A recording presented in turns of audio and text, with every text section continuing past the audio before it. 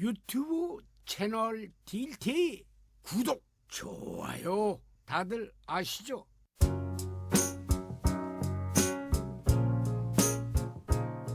안녕하세요. 동네방네의 남자 이계인입니다. 우리가 살다 보면은요, 오랜 역사와 문화가 그대로 살아 숨쉬는 곳을 가볼 때가 있는데요. 그럴 때는 마치 타임머신을 탄 것 같은 기분이 들기도 합니다. 오늘 동네방네인이 찾은 곳도 그런 곳 중 하나입니다. 어디냐고요? 네, 바로 올해로 시승격 20주년을 맞은 경기도 양주시입니다. 네, 좋습니다.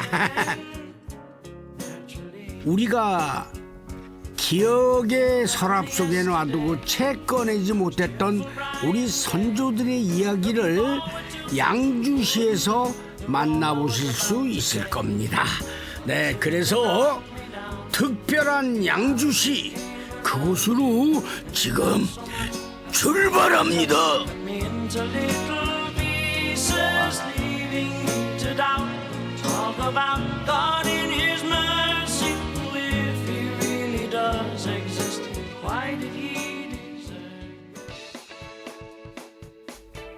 경기도 양주시 청소년 수련원에 마련된 드론 교육장, 이곳에서는요 드론 교육이 한창인데요. 바로 이곳에 오늘 양주시를 소개해줄 주인공이 있습니다. 안녕하세요. 제작진과 안녕하세요. 인사를 나누는 바로 이분. 드론 교육업체를 이끄는 대표인 동시에 양주시에서 벌써 30년째 사는 양주의 마당발 양규석 대표가 되시겠습니다. 지인 소개로 처음 접한 드론에 반해 드론 교육업체까지 차렸다는 대표님을 보니까 묻고 싶은 게 생각납니다. 대체 드론은 얼마나 배워야 자격증을 딸 수가 있습니까? 약간 개인차는 있습니다만은 보통 3개월 이내는 대부분 70~80%는 취득하고 있습니다. 저도 한번 드론에 도전해보고 싶은데요.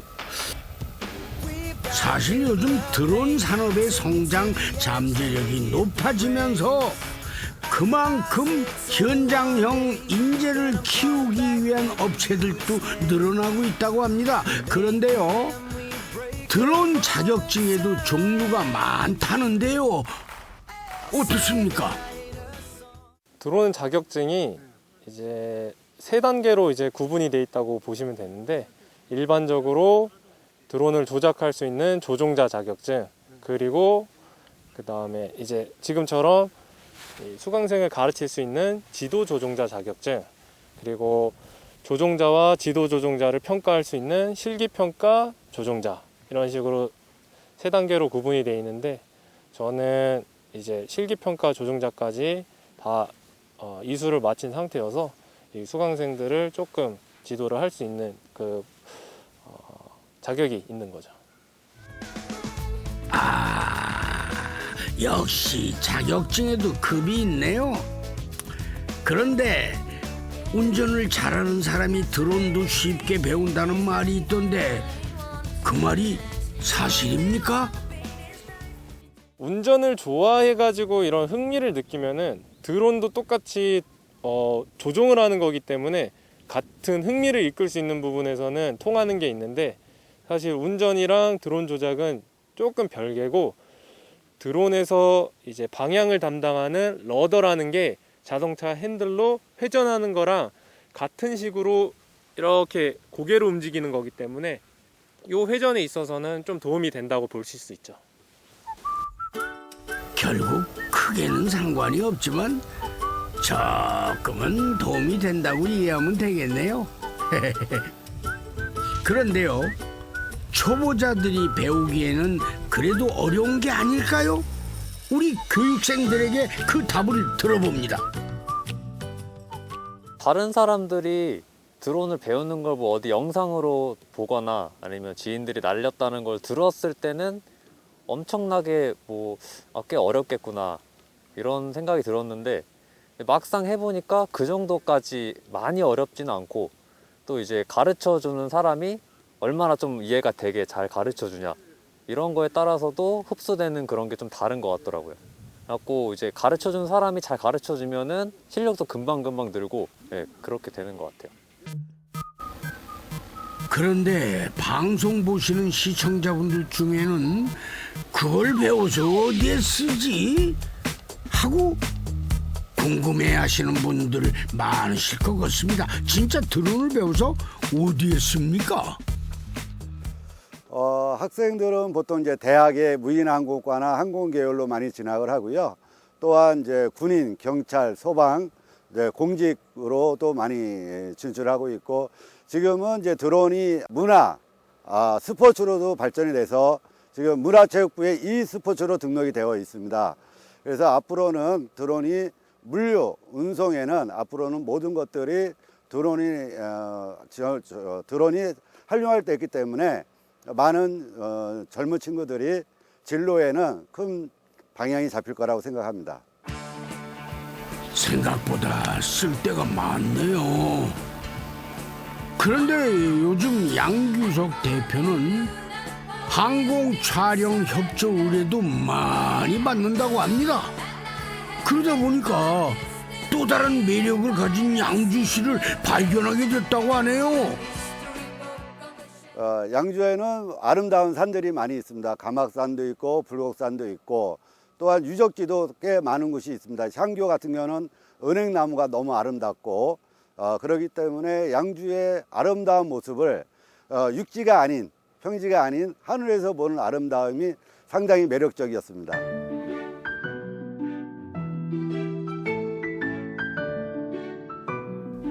양 대표가 가장 먼저 제작진을 이끈 곳은 바로 양주 회암사지 유적지인데요. 김희철 양주시 문화관광해설사도 함께했습니다. 기록에 의하면요, 1만여 평의 규모의 총 8개 단지로 이루어졌던 회암사는 경주 황룡사에 버금가는 대사찰이었다고 하는데요. 양규석 대표는 양주 회암사지 유적을 어떻게 바라보고 있을까요? 그 자체로 역사죠. 이제 불교의 문화의 집대성. 그래서 앞으로 우리 학생들이 역사를 공부하는데, 또 불교에 대한 공부하는데 상당히 많이 도움이 될 거다라고 생각합니다. 고려 말 조선 초 최대 왕실 사찰이었던 회암사에는 태조 이성계와 왕사 무학의 이야기도 전해진다는데요. 그 이야기도 좀 들어봐야겠습니다. 실은 조선시대 건국이념은 유교입니다. 그래서 불교가 많이 쇠약해지는 것이 현실이었는데요. 태조 이성계가 왕자의 난을 겪으면서 거기에 대한 많은 스트레스를 겪기도 했었는데요. 바로 이곳 회암사에 오셔서 자기 스승이자 친구인 무학대사와 함께 이곳에서 마음을 다스리고 평정심을 유지했다고 해서 이곳은 일반 절이 아닌 궁궐의 양식, 궁궐의 역할도 같이 하지 않았을까 이런 생각을 해봅니다. 왕실 사찰에 깃든 임금의 이야기가 흥미진진합니다.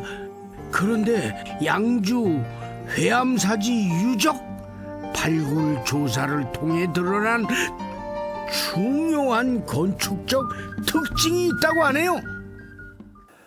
실은 회암사지가 갖고 있는 특징이 굉장히 많습니다만 세계문화유산에서 주목할 만한 것들이 몇 개 있습니다. 이 건축 양식 자체가 고려시대의 사찰 양식을 그대로 갖고 있으면서 조선시대 궁궐 양식도 같이 갖고 있습니다. 거기에다가 여기에는 그 서승당이라고 하는 건물지가 있는데요. 이 건물지는 그 온돌 양식으로 지어진 건물입니다. 저는 건물의 3분의 2 정도가 온돌 양식으로 지어졌을 만큼 온돌 양식으로 독특하게 지어졌다는 그런 양식이 있다고 보면 되겠습니다.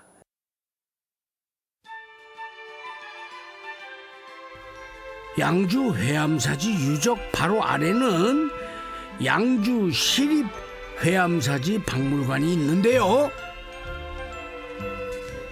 해암사지 유적에서 출토된 유물을 수집하고 보관하는 것은 물론 전시와 교육 등의 다양한 기능을 수행하는 전문 박물관입니다.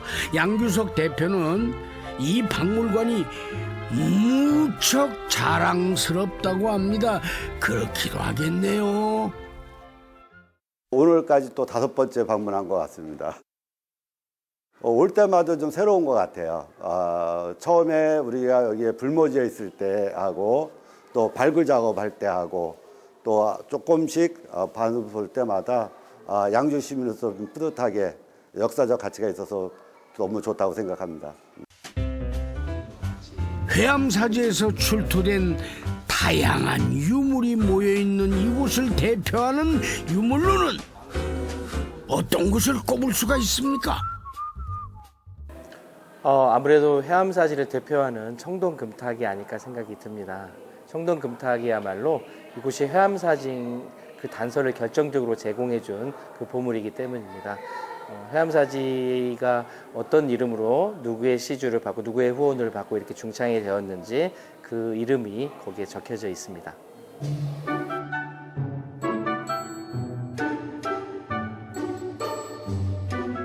양주 시립 해암사지 박물관을 나와 찾아간 곳은 바로 양주 향교.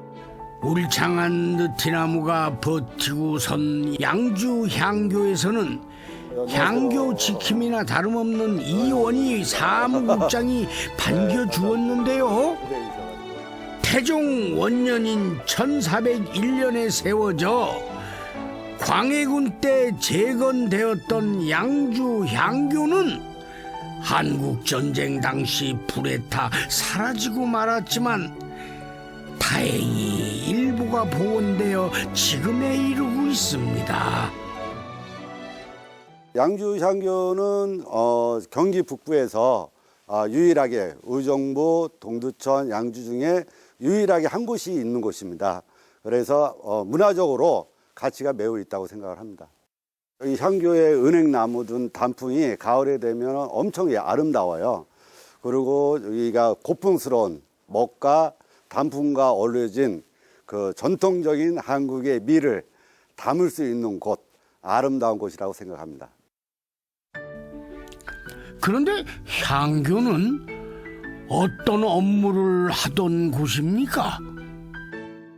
향교는 말 그대로 조선시대 때 중등 교육기관이라고 생각하면 가장 빠릅니다. 양주 향교는 2022년 향교 서원 문화재 활용 사업에서 우수 사업으로 선정돼서 문화재청장상을 수상하는 등 여느 향교와는 다른 행보를 보이고 있다는데요. 음악회를 여는 등 향교를 주민의 문화 공간으로 탈바꿈시킨 것은 물론 다양한 체험 프로그램도 마련하고 있다고 합니다. 과연 어떤 체험들이 가능한 겁니까? 여기서는 다양하게 선비 체험도 할 수 있고 그다음에 다도 체험을 할 수 있고 여러 가지 체험을 할 수가 있고 또 우리가 그 파워푸기를 만들어서 직접 이 향교에 대한 거 모든 거를 할 수 있게끔 그런 프로그램을 지금 하고 있습니다. 우리의 전통 문화를 계승하며 발전해가는 양주 향교가 앞으로 더 많은 분께 알려줬으면 좋겠습니다.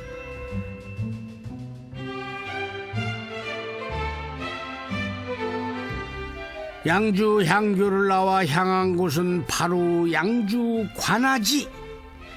양주 해암사지 유적에서 만났던 김희철 문화관광해설사와 다시 만났습니다. 그런데 관아지라는 말의 뜻이 궁금합니다. 관아지는요, 한마디로 말씀드리면 관청입니다. 지금의 도청이라고 할 수도 있고 뭐 시청이라고 할 수도 있겠지만 그 당시 양주 목의 그 규모로 봤을 때는 이것이 이제 도청 소재지가 아니었을까 생각을 합니다. 조선시대의 양주는 경기 북부의 요충지로서 현재 행정구역상 양주시, 의정부시, 동두천시, 남양주시, 구리시는 물론 서울의 강북구, 노원구, 중랑구, 도봉구 등을 포함하는 아주 큰 고을이었다고 하는데요. 그래서 당시에는 정삼품 목사가 다스리던 관청인 양주목이 있었던 겁니다. 당시 양주의 위상을 그대로 설명해주는 양주 관아지에서 가장 눈에 띄는 건물은 바로 매학당입니다. 이곳에 매학당이라는 이름이 붙은 유래가 있다고 하는데요. 관아에서 가장 중심이 되는 건물을 동헌이라는 이름을 갖고 있는데 여기는 특별히 조선의 그 영조대왕께서 이름을 따로 지어주셔서 매학당이라는 이름을 별도로 또 갖고 있습니다. 자, 그렇다면은 왜 영조 임금은 이곳 동원의 이름을 매학당이라고 지었을까요? 제가 자료를 찾아보니까 영조 임금이 양주를 지나실 때 당시 매화나무와 학이 많은 것을 보게 되었다고 합니다. 그래서 매화나무 매자에 학자를 써서 매학당이라는 현판을 이곳에 내려준 거라고 하네요. 아, 예.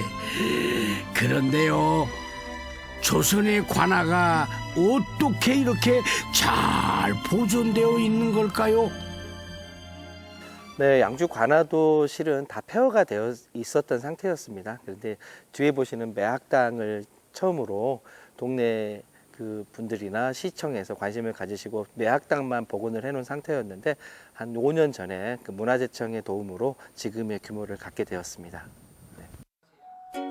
참 다행입니다. 우리의 소중한 문화 유적을 되살리려는 노력, 그 노력이 결국 우리의 역사와 문화를 지키는 일이 되겠죠. 양규석 대표님 생각은 어떻습니까? 아무래도 우리나라의 그 문화유산들이 양주에 있다는 것이 너무 양주 시민으로서 자랑스럽고 또 앞으로 우리 후손들에게 이 역사적인 현장을 잘 보존해서 물려줘야 됐다고 생각합니다.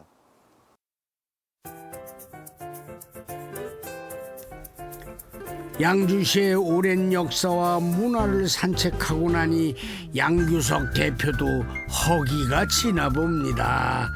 그래서 양 대표가 찾은 곳은요, 바로 은현면 용암리의 한적한 곳에 자리 잡은 식당인데요. 식당에 들어서니 양 대표를 기다리고 있던 지인이 보이는데요. 바로 드론 강사로 일하는 김진우 씨네요. 예, 양 대표는 거침없이 모두보와 부찜을 시킵니다. 드디어 주문한 두부찜과 모두부가 나왔는데요. 눈으로 보기에도 고소한 두부 맛이 느껴집니다.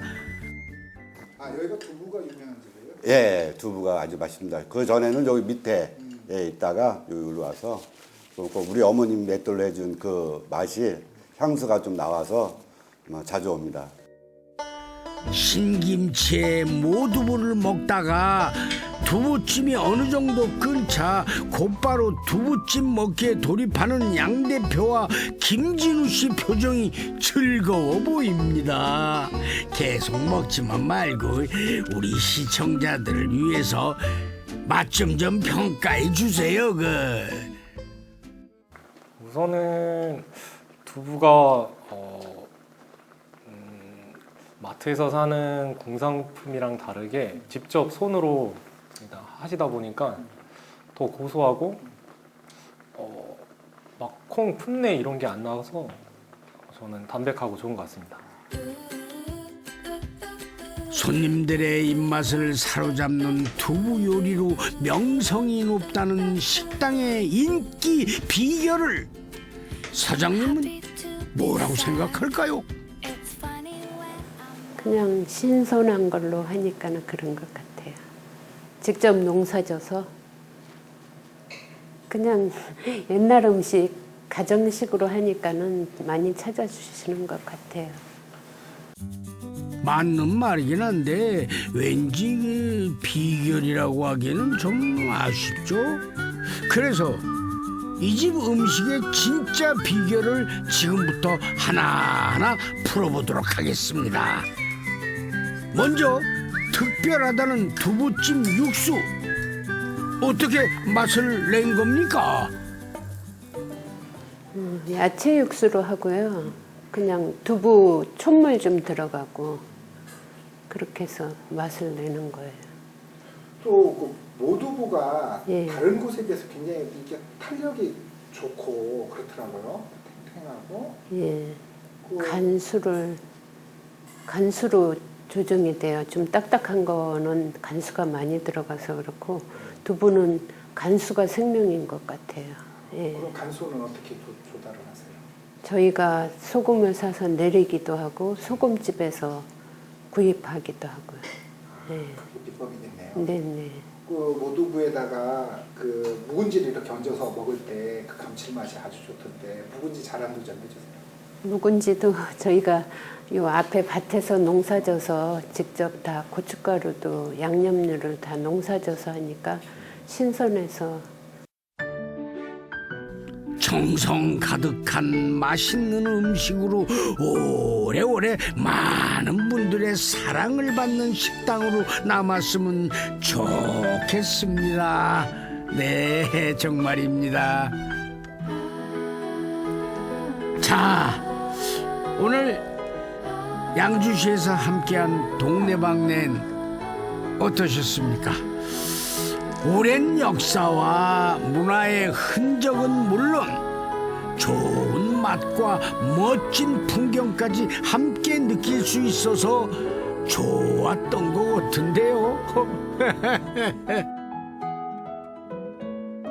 경기도 파주시의 풍경과 문화를 만나게 될 동네방넨 다음 편도 많이 기대해 주실 거죠? 예, 아쉽지만 여기서 인사를 드려야겠습니다. 모두 건강하시고 행복하십시오.